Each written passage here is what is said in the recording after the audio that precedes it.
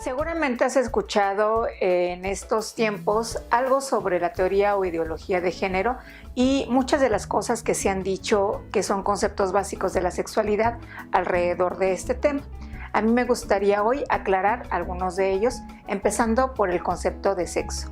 El sexo se refiere a las diferencias biológicas entre hombres y mujeres, es decir, que a partir de la carga genética que cada uno de nosotros tiene, nos hace diferentes principalmente en nuestros órganos sexuales o también llamados genitales. Esto quiere decir que los hombres, que sería la manera correcta de referirnos a quienes tienen pene y testículos, son diferentes de las mujeres, quienes tienen vulva y a nivel interno tienen vagina, útero, trompas de falopio y otros órganos. Otro de los conceptos que se ha manejado es el sexo de asignación y algo que se ha dicho es que esto es impuesto culturalmente y nada es más falso que esto. El sexo de asignación la hace el médico, la médica o la partera que recibe al niño o a la niña y es solamente una descripción de lo que observa a la hora de recibir al bebé o a la bebé recién nacida. Es decir, si recibe a alguien que tiene pene y testículos, dirá a la familia que es niño, y si recibe a alguien que tiene vulva, dirá a la familia que es niña.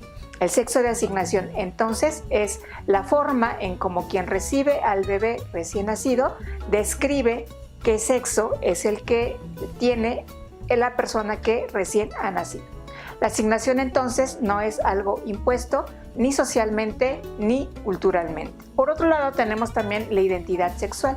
La identidad sexual es una percepción muy personal, muy íntima, de sentir que estamos en el cuerpo correspondiente al que nacimos. ¿Qué quiero decir con esto? Que si yo, en mi caso, nací niña y tengo vulva, yo debo pensar o tendría que pensar que mi sexo corresponde a la forma en cómo yo me identifico, es decir, que tendría que identificarme como mujer.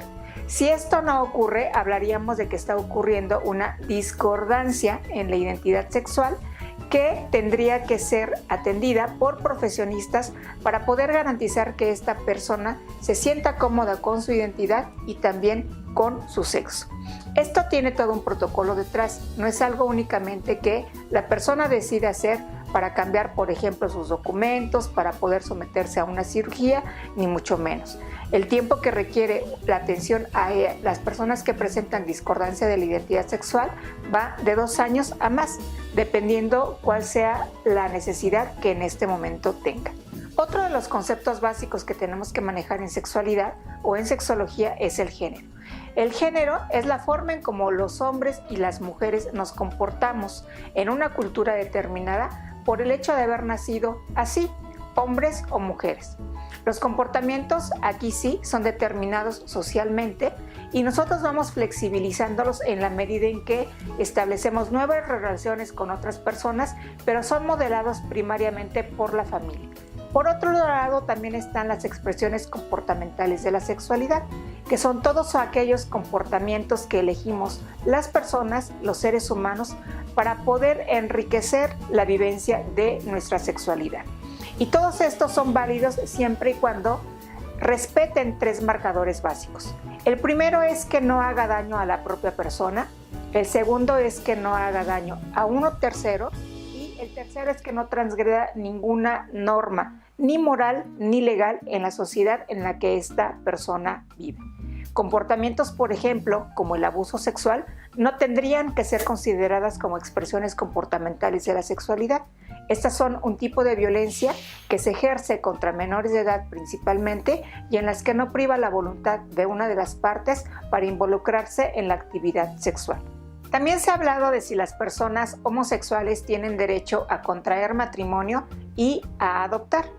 Por supuesto que tienen derecho y mucho se ha dicho que no lo tienen porque lo primero que tendría que respetarse es el derecho de niñas y niños a tener una familia heteroparental, es decir, que tenga una mamá y un papá, aunque en realidad hay diferentes tipos de familias y en este caso lo que dice la Carta de Derechos o la Convención sobre los Derechos de las Niñas y de los Niños es que todos los niños y las niñas tienen derecho a tener una familia.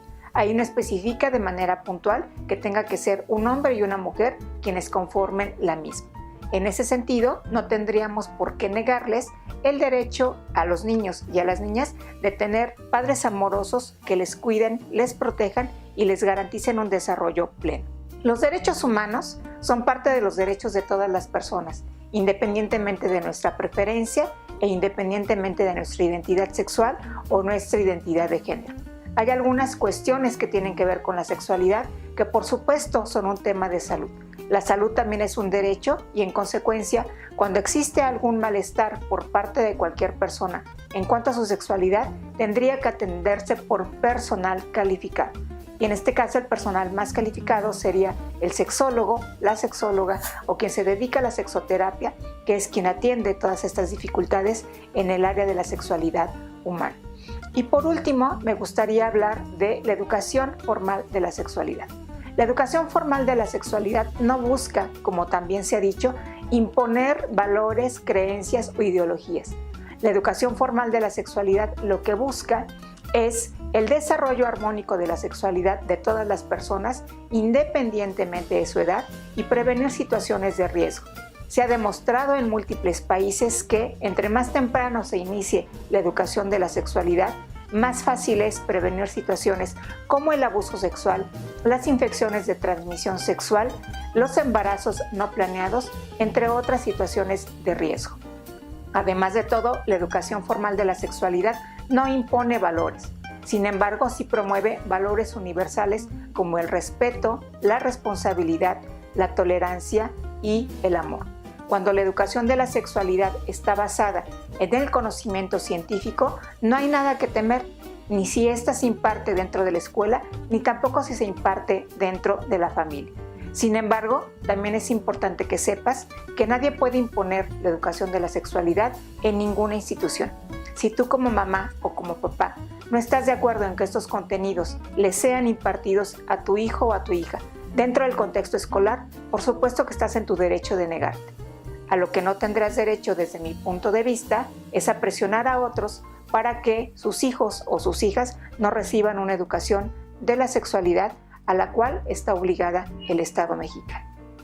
Hola, soy Irene Torices. Nuestras redes sociales son @sexosinlata en Twitter, gayshat.oficial en Facebook y nuestros números telefónicos para que te pongas en contacto son el 11 14 05 40, el 65 95 15 31 y nuestro correo electrónico para todas las dudas sexosinlata@gayshat.org.mx. El día de hoy vamos a hablar de la píldora de anticoncepción de emergencia. En la primera